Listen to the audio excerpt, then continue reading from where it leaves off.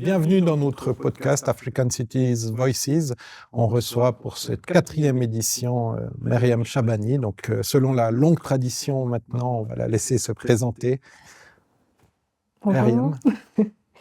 Merci pour l'invitation. Je m'appelle Myriam Chabani, je suis architecte urbaniste, fondatrice d'une société d'architecture, d'urbanisme et d'anthropologie, New South, qui se positionne de manière diasporique entre le Nord et le Sud. Alors justement, c'est ce qui va nous intéresser dans cette première partie du podcast. Comment on travaille à la fois, vous venez d'Algérie, vous habitez en France, vous êtes finalement entre deux continents, vous revendiquez ça dans l'appellation même de votre société. Comment est-ce qu'on travaille dans deux cultures, deux continents différents entre l'Europe et l'Afrique ? D'abord, en prenant conscience que c'est une position de privilège. En effet, je suis née en Algérie, j'ai fait mes études, j'ai accès à des opportunités professionnelles, économiques dans le Nord, donc à la fois en France, en Europe, aux États-Unis. Et la question aujourd'hui, celle qui s'est posée lors de la fondation de la société, mais qui continue de se poser chaque jour, c'est comment trouver des manières d'équilibrer en fait les formes d'extraction qui se sont produites par le passé, qui continuent de se produire aujourd'hui, et qui historiquement inscrivent le Sud comme le site de l'extraction et le Nord comme celui de la production, de la transformation et du profit en fait de cette matière. Et au final, mon corps, celui de celles et ceux qui m'ont précédé, celles et ceux qui, comme moi, habitent cette identité, à mon sens, fait aussi partie de cette ressource. C'est une ressource qui aujourd'hui est parfois réclamée d'ailleurs par nos pays d'origine. C'est une situation qui est assez particulière parce qu'on a également conscience en fait, de la difficulté à s'inscrire pleinement ou exclusivement dans des économies de projet qui sont situées par exemple, dans mon cas, qu'en Algérie ou que dans certains pays d'Afrique. Donc il y a une nécessité en fait à trouver des équilibres, mais aussi à se positionner, à embrasser pleinement cet entre-deux, cette traversée perpétuelle. Mais alors, vous dites que vous recherchez l'équilibre. Okay. Mais alors, comment on fait pour trouver cet équilibre ? J'imagine que vous avez quelques recettes à nous donner ou disons quelques explications pour trouver justement, pour pouvoir travailler sur ces deux continents dans cet équilibre. Alors la recette, elle est assez simple, c'est qu'on essaie de ne pas mettre tous ses œufs dans le même panier. Donc il s'agit en fait de chercher, même concrètement au niveau du bilan de notre société, chaque année on regarde où est-ce qu'on a généré du profit, où est-ce qu'on a perdu de l'argent, et comment est-ce qu'on fait avec beaucoup de pragmatisme pour se dire, bon, en fait ça c'est un projet qui ne va jamais nous faire gagner d'argent. En tout cas, on va toujours être dans une dynamique où on va dépenser davantage en termes de ressources humaines pour la réalisation, la concrétisation de ce projet, que ce qu'il va nous amener. Et donc, en fait, il s'agit de dire oui à certaines opportunités auxquelles j'aurais peut-être dit non. Et accepter, en fait, de manière assez pragmatique que oui, il faut travailler avec le secteur privé en Europe, par exemple, pour parfois trouver des équilibres avec des projets qu'on fait à moitié pro bono, en fait, dans des pays du Sud. De manière très concrète, en ce moment, on travaille sur un projet de maternité en Tanzanie. Le montage même de ce projet ne suit pas le profil classique de la commande dans laquelle on s'inscrit d'habitude en Europe. C'est-à-dire qu'on n'a pas un client qui arrive avec une commande, un budget, mais plutôt on a un besoin. Et ça, c'est souvent la situation d'ailleurs dans les contextes auxquels on se confronte dans les Suds. C'est le besoin qui lui est évident, mais les moyens et la réponse à formuler prennent du temps. Il faut trouver des financements, il faut trouver aussi des structures porteuses de projets. Et donc le travail dans lequel on s'est inscrit, ça a été déjà la mise en œuvre en fait, de cette infrastructure de projet. Donc on collabore notamment avec une fondation suisse, la fondation Holcim, qui finance, mais aussi accompagne en ingénierie de projet la réalisation de cette opération. On travaille aussi avec une ONG locale, Toumbili, qui, elle, s'occupe de toute la coordination sur place, de sourcer les matériaux, les ressources humaines et aussi, tout simplement, pouvoir gérer l'hébergement des personnes qui viennent. Et on inscrit ça aussi dans une collaboration pédagogique parce que, au final, ce sont des projets dans lesquels on peut mettre tellement de choses. Comme on n'a pas de cadre très normatif, au final, ça ressemble à ce qu'on souhaite que ce soit. Donc c'est aussi une opportunité pour apprendre, pour nous, pour des étudiants en architecture. Donc là, en l'occurrence, c'est avec des étudiants de l'école Paris-Malaquais en France, de Hardy University en Tanzanie et Wits University en Afrique du Sud.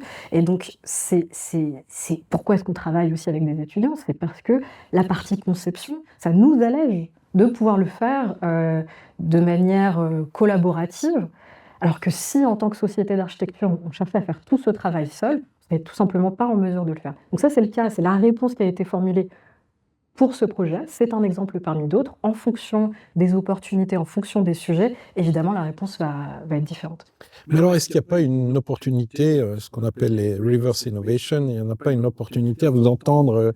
C'est assez magique, on fait à la fois du projet d'architecture, on fait à la fois du renforcement de capacité, on forme des étudiants, tout le monde est content. Pourquoi on ne fait pas ça en France ou en Suisse, hein? Je pense qu'on cherche à le faire de plus en plus. Souvent, en fait, la question du financement est celle qui revient toujours. Par exemple, en ce moment, Paris accueille les Jeux olympiques pour 2024. Alors ça me réjouit à moitié, mais le bon côté des choses, c'est qu'il y a des financements qui se débloquent et qui vont permettre la mise en œuvre de projets relativement similaires. C'est-à-dire qu'il y a des étudiants qui vont collaborer avec des entreprises, faire de l'innovation matériaux, réaliser des pavillons à échelle 1. Donc être dans ces espèces de projets, conception, réalisation et c'est vrai que c'est une opportunité d'apprentissage unique pour les étudiants et les étudiantes, pour les écoles également et au final pour les territoires, c'est une façon en fait, aussi d'être valorisés par ce partenariat. Malheureusement, c'est plus simple parfois de financer, alors c'est simple, la culture par exemple, c'est toujours un peu le parent pauvre. On cherche souvent à essayer de financer tout simplement juste le fait de se poser des questions, de faire de la recherche, ça c'est très difficile. En revanche, dans le cas par exemple d'une maternité, les financements à destination de la santé sont plus accessibles que pour la culture. Donc c'est toujours un peu aussi des chemins à trouver. Mais oui, on devrait peut-être faire ça plus souvent. Et puis alors, comment vous gérez finalement la forme architecturale? Il n'y a pas un petit peu de schizophrénie là derrière de travailler? Ou alors, quelque part, soit il y a de la schizophrénie parce que on est dans des contextes extrêmement différents et si, comme moi, on est sensible au contexte, ça doit être compliqué justement de travailler à la fois en Tanzanie, à la fois dans la banlieue parisienne, par exemple. Ou alors on a une sorte de globalisation de la forme qui finalement nous permet d'avoir le même discours et de faire les mêmes choses un peu partout. Comment est-ce que vous gérez cette dualité ou cette schizophrénie? Alors c'est un état de fait aujourd'hui. Si on prend l'exemple du logement, on a deux façons de penser le logement en Afrique. Je prends le continent dans son ensemble parce que véritablement c'est une situation qui se retrouve du nord au sud, de l'est à l'ouest, qui est soit une approche un peu misérabiliste de l'urgence, donc ça va être certaines formes desquelles on est assez familier en fait, il y a une certaine esthétique en fait, de l'urgence et à l'autre bout du spectre, on a des opérations de logement massives, qui reproduisent un modèle standardisé, de ce que c'est que d'habiter et donc en fait, de la banlieue de Shanghai à celle d'Alger, on retrouve exactement les mêmes formes. Parfois, ce sont les mêmes plans qui sont reproduits à l'identique. Ce sont les mêmes entreprises aussi potentiellement qui travaillent sur ces territoires. Donc le fait est que c'est une situation qui existe aujourd'hui. C'est la façon dont massivement les villes se fabriquent. Donc je pense que notre responsabilité en tant qu'architecte, alors c'est la mienne, c'est la nôtre partagée, c'est d'avoir conscience en fait de ce contexte-là, des limites de notre expertise, mais aussi de notre capacité à venir les questionner et à savoir s'entourer. C'est-à-dire que je pense qu'aujourd'hui, moi, il est impensable de faire un projet sur quelque territoire que ce soit. On travaille aussi en Belgique, on travaille avec des architectes belges. Quand on travaille en Tanzanie, on travaille aussi avec des architectes tanzaniens, quel que soit le contexte. D'ailleurs, même en Algérie, on travaille avec des architectes algériens. Parce que, quelque part, ma condition fait que j'ai abandonné toute prétention à une forme de statut indigène, autochtone. Je n'ai pas une science infuse qui me viendrait de la terre. Par contre, le travail que je fais, dans lequel je suis engagée et dans lequel voilà, sur lequel j'engage ma responsabilité, c'est à chaque fois de faire en sorte de travailler à partir d'un contexte, de l'analyser, mais aussi de savoir à quel moment ma parole est nécessaire et à quel moment j'ai besoin de me taire et de passer le micro à quelqu'un d'autre. Alors, on vous a vu plusieurs fois dans des cycles de conférences, notamment avec une vision très politisée du rôle de l'architecte. Alors, je ne sais pas si finalement c'est le rôle de l'architecte ou finalement c'est vous comme femme politique. Ça peut être, c'est à discuter. Est-ce que c'est un engagement, votre engagement auprès de certaines causes? Est-ce que c'est un engagement comme femme politique ou comme architecte et dans quel sens si c'est comme architecte, quelle serait finalement la plus-value? Pourquoi on cherche spécifiquement à placer l'architecte dans certaines luttes, alors que de manière un peu provocatrice, on sait que, en tout cas en Europe, l'architecte a toujours été plutôt proche des pouvoirs en place, proche des élites et proche de l'argent, puisque il faut bien sûr un certain argent pour pouvoir créer l'architecture. Donc, comment vous vous positionnez, puisque vous êtes assez présente sur certaines causes? Est-ce que c'est, tout d'abord, est-ce que c'est vision de l'architecte ou vision de la femme politique? Forcément, l'architecture est une discipline politique par essence, puisqu'on est instrument du pouvoir. On est instrument dans le sens où on va répondre à la commande d'un client qui nous paye. L'argent généralement soit génère une forme d'emprise, en tout cas l'expression d'une forme de domination économique, soit c'est purement et simplement un client qui va être représentatif déjà, ou un représentant de l'État, d'une collectivité, d'une forme de pouvoir local. Et quelle que soit d'ailleurs la prise de conscience de notre rôle, je pense qu'on ne peut pas évacuer la responsabilité qu'on porte dans la concrétisation d'un projet politique, d'un projet social, dans la forme qu'on va donner. Là, je prends l'exemple du logement parce que je pense que c'est un des exemples les plus lisibles, mais on a aujourd'hui toute une histoire des expérimentations tournées autour de la question du logement. Est-ce que je vis seule? Est-ce qu'on vit ensemble? Quels sont les degrés de commun qui souvent en fait sont le reflet d'une politique qui était en œuvre. Alors, ces opérations, la forme bâtie, ne garantit pas l'exécution du projet politique. En revanche, soit elle vient le renforcer, soit potentiellement, elle peut aussi devenir un espace de résistance. Si on regarde par exemple le travail de René Gailloustet et de Jean Renaudy à Ivry-sur-Seine, il y a une opération assez extraordinaire, les Étoiles d'Ivry, qui sont cette opération de logement triangulaire en étoiles, avec énormément d'aspérité, d'infractuosité, de recoins, qui, même s'ils n'ont pas nécessairement été pensés pour ça, aujourd'hui sont en fait des espaces dans lesquels des personnes sans domicile se cachent, s'abritent. Et c'est aussi à l'image d'une opération de logement social qui a pensé des espaces extérieurs très généreux pour l'ensemble des résidentes et des résidents. Il faut dire aussi que l'architecte a vécu toute sa vie et est décédé en fait à cet endroit-là, ce qui en dit long en tout cas sur le projet qu'elle a porté toute sa vie et ce quoi elle a cru et qu'elle a incarné aussi à travers sa vie et son propre corps.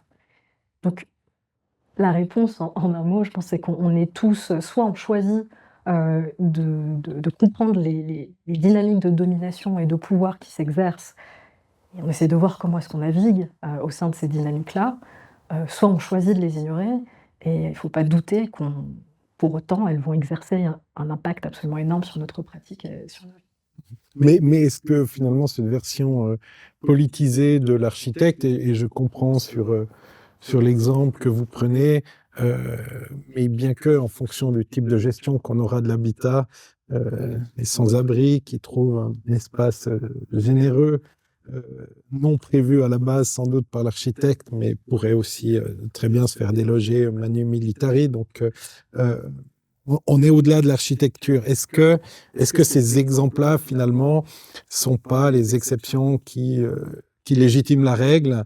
Et puis, je dirais, la grande majorité se fait non politiser, justement, et on a quand même un mainstream qui est assez important. Donc, est-ce que cette résistance dont vous parlez est suffisante pour changer les choses? Ou est-ce que finalement elle sert que d'exception et sert à légitimer il y a finalement quelques-uns qui se battent un peu, c'est très bien, comme ça les autres peuvent continuer à rouler très vite sur l'autoroute pendant que les quelques-uns font de la marche à pied sur le petit sentier à côté. Est-ce que vous n'avez pas ce sentiment-là parfois? C'est une très bonne question parce qu'en réalité, ce qu'on voit aussi, c'est que souvent les actions militantes servent aussi de cache-misère pour un statu quo absolument terrifiant sur l'ensemble de la profession. Pour autant, je pense que, comme dans tout mouvement politique, on a toujours une frange active, vocale, radicale, qui est un peu trop, qui est pas polie, qui déborde, qui en met un peu partout, mais derrière laquelle, au final, le mainstream, en tout cas la condition normalisée, va pouvoir évoluer graduellement. Il y a plein d'exemples qu'on peut donner là-dessus, d'ailleurs que ça soit dans le domaine de l'architecture ou des choses desquelles on peut être familier dans notre vie de tous les jours, mais même l'offre, par exemple, du bio. Le bio a commencé d'abord comme une offre marginale, qui aujourd'hui, évidemment, tout en ayant conscience du fait que tout le monde n'a pas forcément les moyens d'accéder à cette marge-là, elle a un prix. Mais au final, progressivement, on voit des grosses marques qui vont s'emparer des discours, et là encore dans des tentatives qui sont plus ou moins fondées, mais toujours est-il que le fait qu'ils estiment nécessaire de changer leur positionnement public nous donne une indication sur le fait qu'il y a un mouvement. Et le fait de ne plus être ignoré, d'être débattu, puis accepté progressivement, et après, avec l'acceptation, vient le risque du détournement, mais ça veut dire qu'il faut être actif et être vigilant sur toute cette chaîne d'événements qui vont se déclencher les uns après les autres. Donc non, je pense qu'il faut agir. Je pense que c'est pas ma responsabilité unique. Je pense que d'ailleurs, en un sens, j'aimerais bien pouvoir marcher derrière d'autres personnes. Je pense que je marche dans les pas de beaucoup qui m'ont précédée, mais il y a certains espaces où c'est pas à moi de prendre la parole. Et j'espère que dans ces espaces, les personnes, les premières concernées, sauront se lever et ne pas me laisser ce job. Mais vous parliez des grandes firmes et du bio.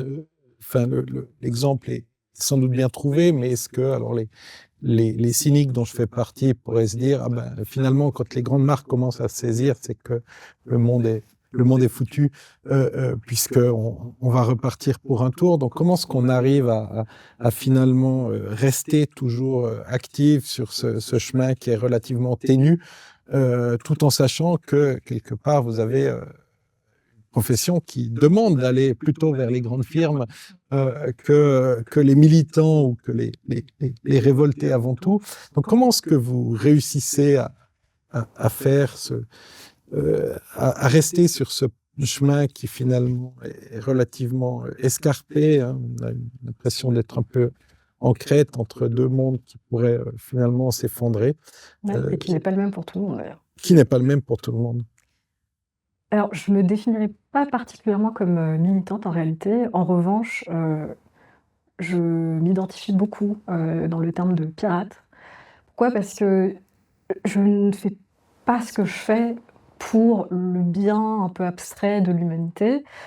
J'y tire un profit direct. Je pense que je tire profit d'un monde qui serait plus égalitaire. Je tire profit d'un monde où mes frères, mes sœurs peuvent vivre en sécurité, où ils ont accès à un logement décent, où ils ont accès à des équipements, qui, reflètent leurs besoins. Donc en réalité, je pense que la seule garantie qu'un individu peut offrir, c'est d'avoir conscience en fait de, la façon dont notre bien commun est lié à un bénéfice personnel. Il est possible qu'à certains moments, nos chemins se séparent. Et c'est là, à ce moment-là, qu'il est essentiel de ne pas travailler seul. Moi, je ne travaille pas seule. J'ai aussi choisi de m'entourer de personnes qui, elles-mêmes, sont dans un parcours similaire, à la fois engagées, mais liées à des intérêts qui leur sont propres. Ce qui veut dire qu'on n'a pas toujours les mêmes intérêts, ce qui veut dire qu'on débat beaucoup en interne. Et ce qui veut dire que je me fais un peu rappeler à l'ordre, parfois, et parfois c'est moi qui les rappelle à l'ordre. Mais j'espère que dans cette forme de dialogue, on va avancer dans une direction qui nous sera bénéfique pour, toutes et tous. Vous avez été aussi beaucoup engagé sur, je dirais, la position des écoles d'architecture en France. On sait qu'il y a eu des coupes de budget, et puis ça va a priori continuer. On le voit partout, hein, et je reprends la question africaine qui nous intéresse ici. Ça reste un des parents pauvres.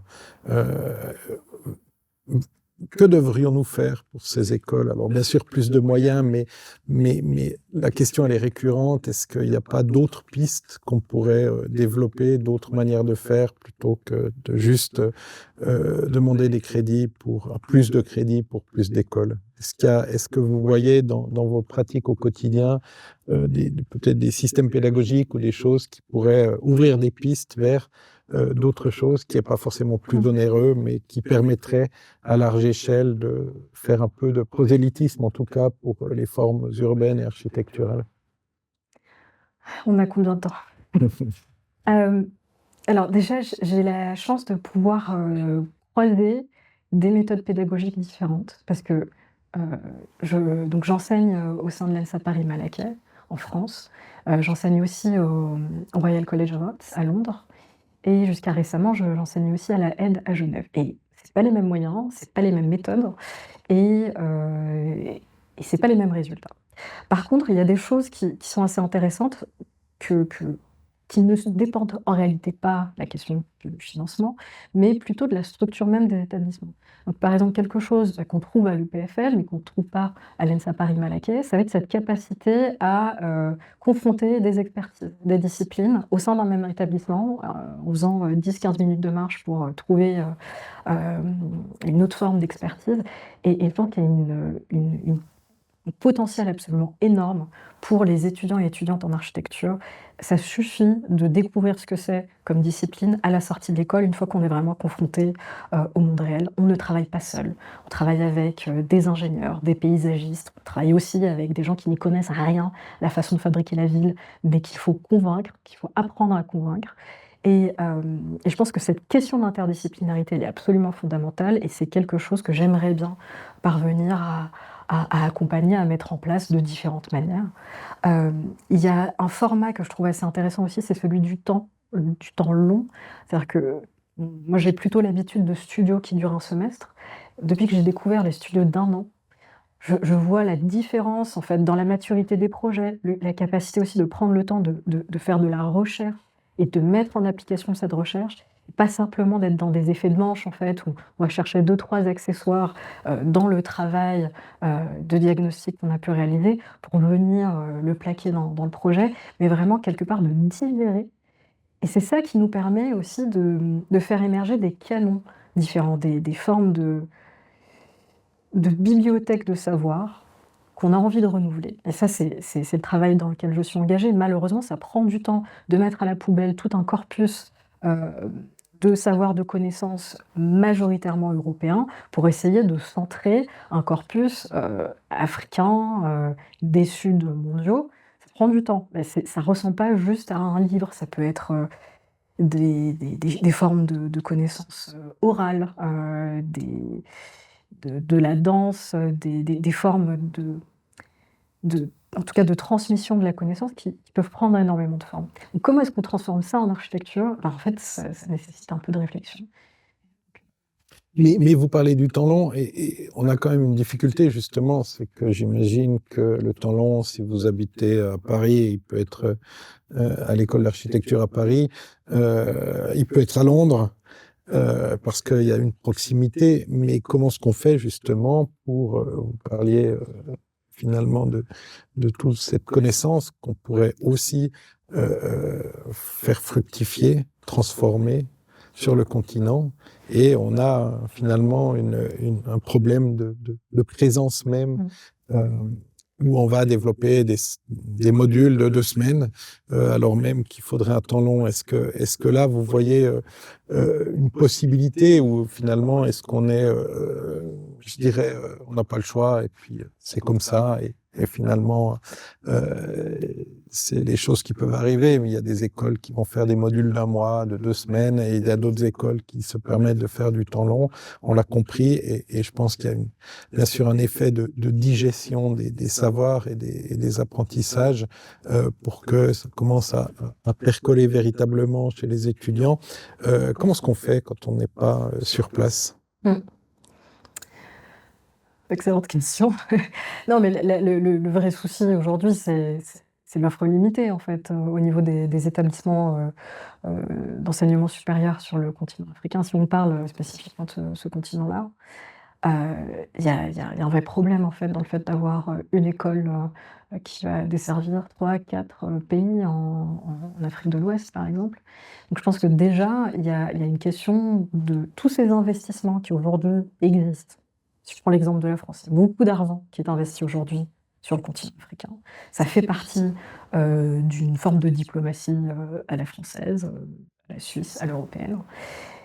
La question, c'est qu'est-ce qu'on va venir financer? Est-ce qu'on arrive à fixer ces financements-là dans des formes d'autonomisation de l'enseignement qui ne soient pas dépendantes en permanence, en fait, de collaboration, en effet, d'un workshop, où on fait un studio qui va peut-être faire 1 an, mais en réalité, la présence sur place, elle va être d'une semaine à un moment donné, puis encore une semaine un peu plus tard.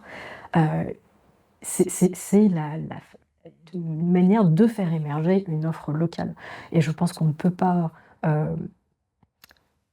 et je vais, si je prends l'exemple là encore de la Tanzanie, vu que c'est ça qui m'occupe en ce moment et que c'est un peu un cas d'école sur comment essayer de fixer en fait ces financements sur quelque chose qui quelque part va avoir une vie propre et un bénéfice qui ne sera plus chez nous, en tout cas de là où on est aujourd'hui, mais sur place.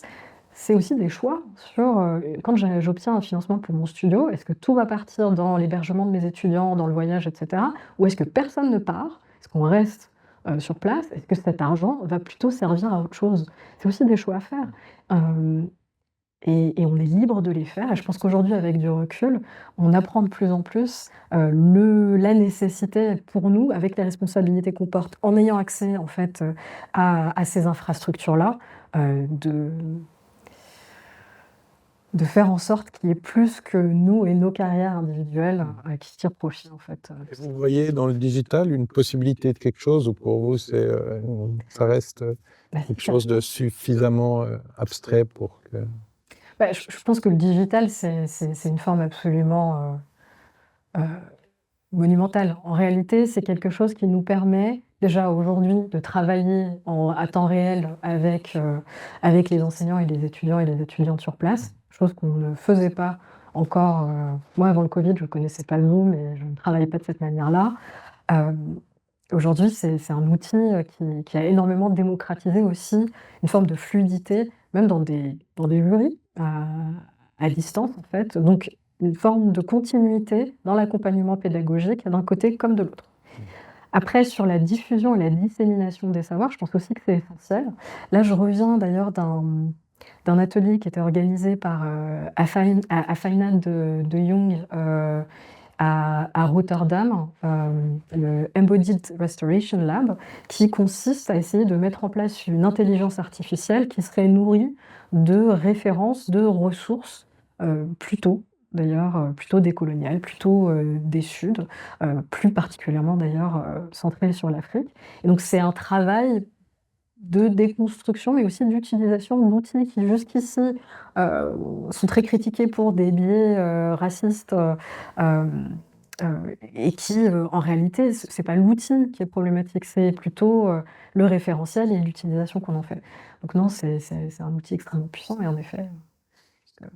Alors, vous avez le point commun avec le premier invité de notre podcast qui était Issa Diabaté, c'est que vous étiez les deux invités à la Biennale à Venise. Quel regard portez-vous sur cette biennale, au-delà forcément de l'orgueil individuel qu'on peut tirer d'être invité et que je peux comprendre? Est-ce que enfin on se dit l'Afrique fait partie, ou est-ce que finalement chaque année il y a une nouvelle thématique, un autre jour ce sera l'Amérique latine? Donc quel est votre positionnement par rapport à ça, et quel est le positionnement que vous voyez de cette architecture représentée par vous-même, par Diabaté, par les autres invités à la Biennale, sur une scène internationale mondialisée? Est-ce que vous avez votre place dans la scène mondialisée? Tout le monde aimerait, bien sûr, mais est-ce que ça fait sens? Ou est-ce qu'on doit être aussi critique par rapport à ça? Alors évidemment, c'est la meilleure biennale de Venise qui existait, mais surtout, je pense qu'en réalité, les élus locaux, la commissaire de cette biennale a vu une opportunité. Elle a eu une occasion d'avoir voix au chapitre. Elle s'est dit: «J'y vais». Et elle a utilisé en effet cette opportunité à fond, vu qu'elle a assumé un positionnement pas juste décolonial et ancré, enfin c'était la définition qu'elle donnait à cette biennale, décarbonation, décolonisation. Donc ça, c'est une façon un peu d'inclure tout le monde, mais en réalité, elle assumait aussi pleinement le fait que c'est l'Afrique en tant que continent, l'Afrique et ses diasporas qui étaient au centre de la conversation et qui d'un coup devenaient les acteurs et actrices principales de la scène architecturale. Ça a duré le temps de cette biennale. La raison pour laquelle elle a eu voix au chapitre, c'est qu'il y a d'autres architectes qui étaient là avant elle. Donc je pense que c'est aussi une montée en puissance qui, voilà, qui est dépendante d'autres individus, qu'on remercie. Et qu'à toute action, il y a une réaction, et qu'en réalité, on le voit aujourd'hui même avec la désignation du commissaire de la Biennale de cette année, on va dans une autre direction. C'est pas grave, on saura y revenir. Et je pense qu'on est forcément, en fait, on part déjà d'une position qui est marginalisée. Chaque occasion, chaque espace qu'on crée, donc celui que Leslie a saisi, qui était le sien, mais ceux dont on dispose, moi-même, on a aussi une responsabilité à recréer en fait ces espaces-là en permanence, pour nous, mais aussi pour les autres architectes qu'on estime avoir droit au chapitre. Donc non, je ne me fais pas d'illusions sur la transformation du discours majoritaire dans le secteur de l'architecture. Pour autant, je pense que c'était une opportunité, qu'aujourd'hui l'African Features Institute bénéficie de la visibilité que les élus locaux lui a apportée grâce à ce travail, ce qui veut dire de l'argent qui finance aujourd'hui des studios, des ateliers, différentes initiatives pédagogiques sur le territoire africain. Donc voilà, c'est comme d'habitude. On en revient à la question plutôt, chaque lutte doit s'accompagner d'une autre lutte et encore d'une autre. Donc on n'a pas le temps de se reposer, mais ce qui est certain, et ça j'en ai l'intime conviction, c'est qu'on avance.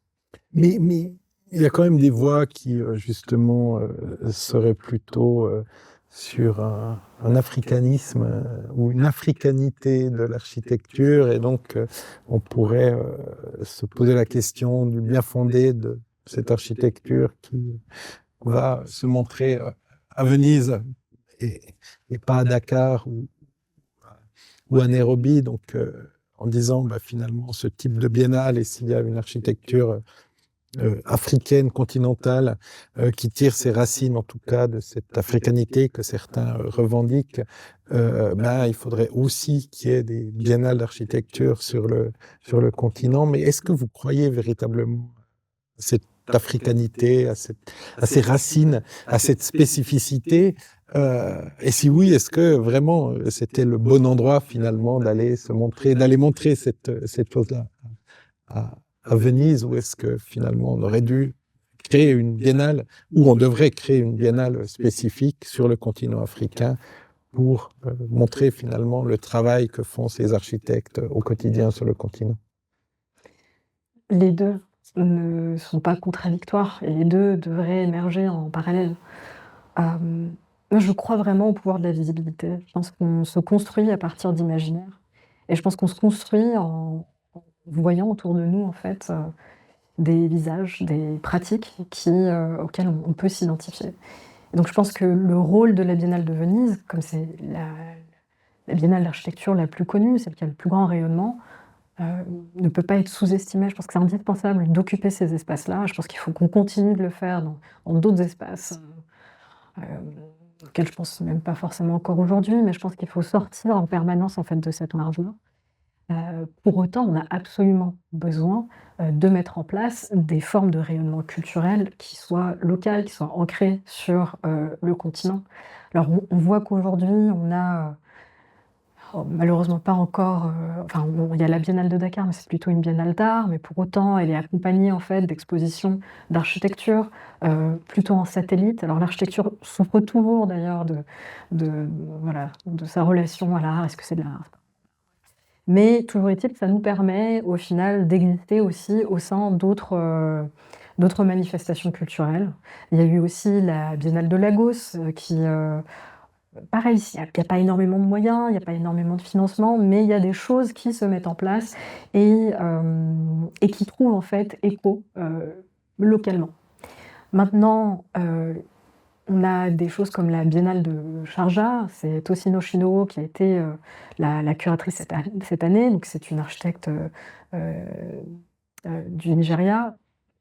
Bon, ce qu'elle a fait, c'est aussi amener des voix du continent africain, pour cette biennale-là. Et je pense que de proche en proche, en décentrant aussi ces lieux de rayonnement, de Venise, heu, de Bâle, de Chicago et en venant les faire émerger aussi, alors l'Asie est un territoire assez intéressant mais qui reste, déconnecté, mais je pense qu'il y a des ponts et des opportunités qui existeraient en fait dans des formes, de discours mis en commun. Malheureusement pour l'instant, on a plutôt des relations entre l'Asie et le Nord ou entre l'Afrique et le Nord, mais pas trop en fait, des discours sud-sud. Mais je pense qu'il y a un potentiel énorme en fait, qui réside dans des, heu, biennales d'architecture des non alignés.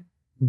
Mais alors justement, enfin, dans votre vocable, on a tout le lexique du de la décolonisation, pardon, de la décolonisation.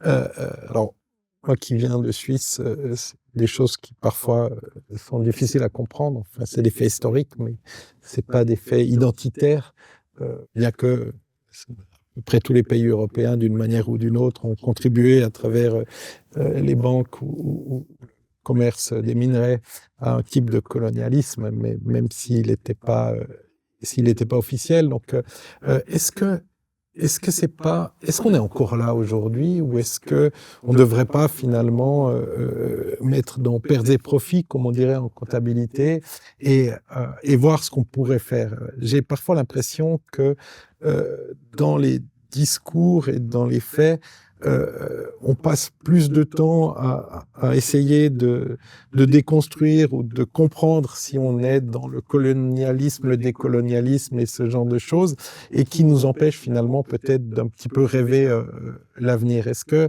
on n'est pas un peu trop pris dans notre propre histoire, je dis nous comme Européens, et qui finalement empêcherait d'avoir des rapports de partenariat finalement avec tous les architectes finalement qui sont en Afrique ou ailleurs, peu importe, mais entre collègues d'une même profession, plutôt que entre gens du Nord et du Sud qui ont une histoire compliquée. Je pense que c'est un vœu pieux. Malheureusement, on existe dans des rapports, de domination qui persistent, en ce qui me concerne. Parce que pour le coup, là, je pense que ma positionnalité, elle informe en fait, cette pratique et cette approche. Pour pouvoir imaginer, pouvoir rêver, pour pouvoir construire, un imaginaire qui m'appartient, un imaginaire décontaminé, j'ai besoin de faire ce travail. J'ai besoin de comprendre qu'est-ce que j'estime être la norme, qu'est-ce que j'estime être des formes de connaissances qui ont de la valeur, pourquoi, vers quoi je me tourne quand j'ai besoin de penser à un bâtiment, et d'essayer de voir pour quelles raisons est-ce que j'ai construit mon imaginaire autour de ces formes de connaissances-là, parce qu'au final, sinon on tourne un peu en rond. Et je pense que c'est aussi ça l'opportunité que nous offre une pensée qui renverse la table en fait des rapports de pouvoir existants. C'est aussi d'essayer d'imaginer un nouveau langage à partir duquel on va construire, penser en Europe même. Et par exemple, on travaille en ce moment, ça fait un petit moment d'ailleurs, sur un projet de mosquée à Paris. Ce projet, on a dû mettre 1 an avant de commencer à dessiner le visage qu'il pouvait avoir. Pourquoi? Parce que la première chose qu'on constate, c'est qu'en France, mais en réalité partout en Europe, les lieux de culte musulmans reproduisent des formes d'architecture issues d'Afrique du Nord, du Moyen-Orient ou d'Afrique. Et donc c'est un imaginaire qui d'abord a d'ailleurs été amené de manière coloniale. Si on prend la grande mosquée de Paris, c'était un cadeau aux combattants musulmans après la Première Guerre mondiale, une forme d'hommage de la part de la métropole à ces départements sous protectorat. Donc là, en l'occurrence, c'était le Maroc et la Tunisie qui ont servi comme réservoir de référence pour la grande mosquée de Paris, mais aussi l'Algérie et tous les autres territoires sous occupation française à l'époque. Et pour autant, suite à ça, on a aussi des mouvements migratoires et des désirs, des envies de ces personnes qui sont arrivées avec des cultures constructives, des familiarités avec certaines formes d'architecture, qui ont souhaité les reproduire. Malheureusement, les formes sont l'expression d'un besoin, d'un usage. Si on prend par exemple les dômes, c'est une réponse constructive au besoin d'avoir des grandes portées sans avoir de retombées de poteaux. Quand on fait ça en béton, ça n'a plus aucun sens. En tout cas pas sur les portées des projets qu'on fait en général dans la banlieue parisienne. De la même manière, le minerai, si on ne peut pas faire d'appel à la prière dans l'espace public, ça ne sert à rien. Et donc en fait, progressivement, on se retrouve avec une forme de fantôme. Et en se posant la question de la pertinence, de la vraie forme pertinente, c'est pour ça que je pense que quand on parle d'architecture décoloniale, c'est pas simplement « ah, on va pas construire à la française à Dakar », mais c'est aussi quelle est la bonne réponse sur un territoire du Nord qui est confronté en fait à ce brassage culturel, à cette rencontre. Et donc, trouver la forme pertinente, ça a nécessité de déconstruire un peu tout ça. Et aujourd'hui, j'ai le sentiment que le projet qu'on est en train de penser et de construire, il se fait à partir d'une volonté toujours justement d'ancrer ça localement, une mosquée française pour des musulmans français. Ça veut dire que son visage n'est pas le même que celui de la mosquée avec laquelle peut-être les arrière-grands-parents des descendants musulmans français ont pu être familiers. Mais c'est, je l'espère, la bonne réponse. En tout cas, j'espère que c'est une des bonnes réponses qu'on aurait pu produire à cet endroit-là. Je ne dessinerai pas la même ailleurs.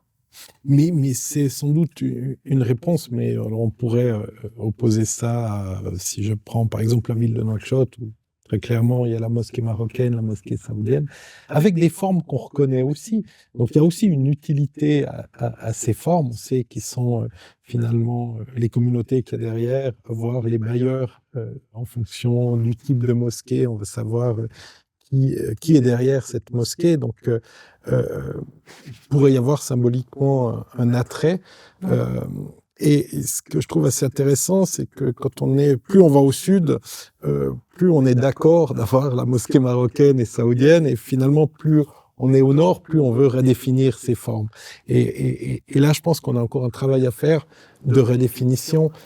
Avec beaucoup d'étudiants qui passent chaque fois que quelqu'un veut travailler sur l'Afrique subsaharienne ou le Maroc, où il y a beaucoup de construction en terre, ils veulent tous construire en terre, mais lorsqu'on va en Suisse, dans les Alpes, on fait pas tout en bois non plus, donc il y a ce rapport qui est encore difficile, que vous expérimentez pour ça en France, mais qu'on devrait aussi expérimenter Et finalement, ce droit à la modernité, au béton et à ce genre de choses pourrait être quelque chose d'assez universel. Est-ce qu'on n'a pas tendance justement à décoloniser le Nord tout en gardant finalement une image un peu vernaculaire et totalement archaïque de ce que devrait être cette architecture. Et on pourrait faire référence à de grands architectes qui construisent en Afrique. Alors, tout à fait, mais là, on revient en fait sur la même question, plutôt sur la question politique, c'est que la les formes qui émergent en Afrique sont le résultat d'un projet politique et en fait, c'est pour ça que la question de l'imaginaire, elle est fondamentale. C'est qu'on n'agit pas, a posteriori sur ce que veulent les gens. On ne peut qu'influencer, déjà de manière, globale en fait, les modèles de désirabilité vers lesquels on souhaite aller. Moi, je ne vais pas aller dire à quelqu'un qui a eu toute sa vie des villas, californiennes, climatisées avec, voilà, une certaine esthétique américaine et qui dit: «Ça, c'est le modèle de la réussite. Aujourd'hui, j'ai de l'argent, je veux une villa californienne». Je ne peux pas arriver et dire: «Non, vous n'y connaissez rien, c'est pas ça le luxe. Le luxe, c'est de faire votre maison en terre et puis de faire ça qu'avec des matériaux naturels, avec de la ventilation naturelle et cetera». C'est ce vers quoi j'ai envie de tendre, mais je ne peux pas agir de manière interpersonnelle. C'est pour ça que je pense qu'il y a un travail global, qui doit être mené avec les politiques, mais aussi avec ce qu'on va, et c'est là que les biennales sont hyper importantes, mais aussi d'arriver à emmener ça dans des clips de rap, dans des représentations, de pop culture en fait, de ce que c'est que la qualité, la beauté et la modernité. Il faut qu'on travaille aussi sur ces champs-là. Donc en réalité, la raison pour laquelle il va y avoir la mosquée marocaine, à Nouakchott, c'est la même raison pour laquelle on a la mosquée algérienne à Paris. C'est la question des financements, Bien sûr. mais on est sur des dynamiques qui sont un petit peu différentes aussi sur la visibilité ou l'invisibilité souhaitée en fait de ces communautés. La France a une politique, d'assimilation qui se reflète en fait dans ces formes. Donc au final, nous ce qu'on fait quand on travaille en France, c'est aussi d'accompagner et de s'inscrire dans un modèle assimilationniste, de manière assez paradoxale vu qu'on le critique aussi par ailleurs. Pour autant, demain si on a un financement, je ne sais pas moi, mauritanien pour faire, une mosquée à Paris et qu'il y a un souhait aussi d'une visibilité de la culture mauritanienne dans les formes et l'expression de ce bâtiment, ben, on va faire en sorte de trouver une manière de le faire fonctionner. Il y a aussi des contextes où on est un peu, je dirais que là, c'est presque des exemples un peu faciles. Le plus difficile pour moi, c'est plutôt quand on est confronté à un contexte où on ne sait plus ce que c'est que la culture constructive locale. On ne sait plus. Il y a eu en fait, soit il y a eu une forme de destruction en fait ou en tout cas d'interruption, suite à une guerre, à une occupation, coloniale. Il y a eu une décolonisation, mais qui s'est accompagnée de l'importation de modèles et on ne retrouve plus en fait, ni de forme vernaculaire, ni même en fait une forme de réflexion qui aurait pu se porter sur comment est-ce qu'on traduit notre héritage aujourd'hui. Et là, c'est très difficile en fait de réfléchir et de penser des choses. Il faut presque partir de zéro. Il faut faire très attention à la fétichisation du vernaculaire. Moi, c'est quelque chose heu, qui m'enchante pas énormément et en même temps, la vraie question, c'est regarder quelle était l'intelligence en fait, des formes de fabrication constructive qui se sont faites par le passé. Pourquoi est-ce qu'on a construit comme ça? Et plutôt tirer l'essence de la forme plutôt que la forme elle-même. Dernière question, le temps qui était imparti est presque terminé. Vous êtes entre la France et l'Algérie. On dit toujours que nul n'est prophète en son pays. Est-ce que c'est vrai? Est-ce que vous le vivez au quotidien? Ou est-ce que non, clairement, on arrive à outrepasser ça et amener ses propres choses? Toujours. Moi, je fais ma toute première conférence en Algérie cette année, donc ça va faire une dizaine d'années maintenant que je fais ce métier. Heu, c'est la première fois que j'y retourne, pour parler de mon travail. ça m'émeut un peu. Mais ça se fait aussi dans le cadre de la biennale, franco-algérienne. Donc là encore, je vois que je me sors pas en fait de ces relations-là. Je reste dans cet entre-deux et pour autant, c'est une opportunité de venir retisser du lien avec ce territoire. Bon, après on travaille aussi en Algérie, mais la question de la visibilité et du rayonnement de notre travail, pour l'instant là-bas, elle est juste inexistante. En un sens, je dirais qu'il y a beaucoup d'opportunités que j'ai eues en France qui sont aussi issues de mon travail encore ailleurs, à l'étranger. Donc, c'est des choses qui se nourrissent. De toute façon, quand on est à l'aise nulle part, il faut être partout. Voilà. Donc, on va valider le nul n'est prophète en son pays. En tout cas, Mariam Chabani, merci d'être venue dans ce podcast parler quelques 45 minutes avec moi. Et merci encore d'avoir accepté mon invitation. Merci.